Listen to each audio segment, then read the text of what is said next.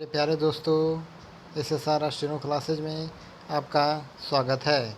आज मैं आप लोग के सामने दैनिक जागरण पेपर लेकर आया हूं, जो कि 90 वर्ड प्रति मिनट के हिसाब से लिखाया जाएगा। तो रेडी, स्टार्ट। दागी प्रतिनिधि पैरा। यह संतोषजनक तो है कि सुप्रीम कोर्ट ने सांसदों और विधायकों के खिलाफ लंबित आपराधिक मामलों को तेजी से निपटाने की मांग वाली याचिका स्वीकार कर ली, लेकिन बात तब बनेगी जब इसे कोई निर्देश दिए जाएंगे जिससे ऐसे मामलों का निस्तारण एक तय अवधि में हो सके।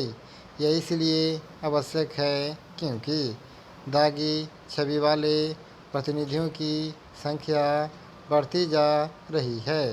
यह इसलिए बढ़ रही है क्योंकि राजनीतिक दल आपराधिक इतिहास वालों को चुनाव मैदान में उतारने का कोई न कोई बहाना खोज ही लेते हैं।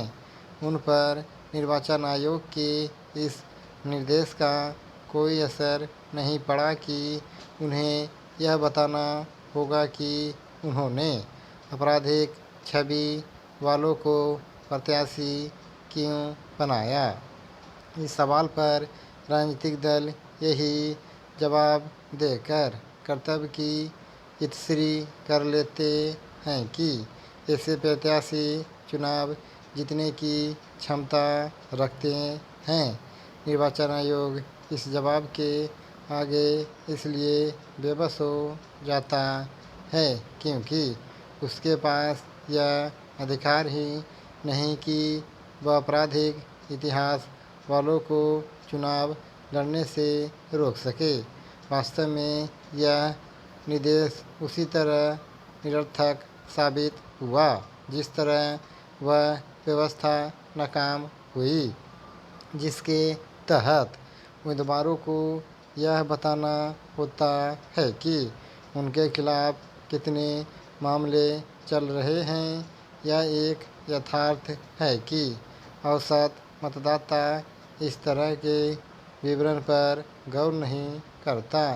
इसका एक कारण यह है कि दागी नेता यह प्रचार करते रहते हैं कि उन्हें गलत तरीके से फंसाया गया। बेहतर हो कि सुप्रीम कोर्ट यह समझे कि ऐसे कागजी निर्देश किसी काम के नहीं। दागी छवि वाले प्रतिनिधियों को बढ़ती संख्या इन निर्देशों की निरर्थकता को ही बयान करती है। पैरा। 2 वर्ष पहले आपराधिक मामलों का सामना कर रहे सांसदों और विधायकों की संख्या 4122 थी, जो अब बढ़कर 4984 हो गई है। ऐसा तब हुआ है जब बीते 4 वर्षों में 2775 मामलों का निपटारा किया जा चुका है। इसकी भी अनदेखी न करें कि हाल में संपन्न 5 राज्यों के विधानसभा चुनावों में संगीन आरोपों से घिरे माफिया किस्म के कुछ नेता भी चुनाव जीत गए।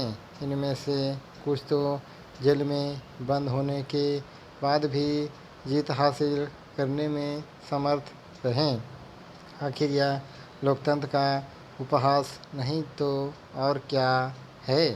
सुप्रीम कोर्ट को इस विडंबना पर भी ध्यान देना होगा कि किसी कैदी को वोट देने का तो अधिकार नहीं, लेकिन वह चुनाव लड़ सकता है।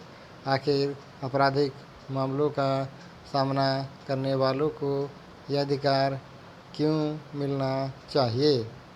इसी तरह सवाल यह भी है कि निर्वाचन आयोग की यह मांग क्यों नहीं सुनी जा रही कि कम से कम संगीन आरोपों का सामना कर रहे उन लोगों को तो चुनाव लड़ने से रोका जाए।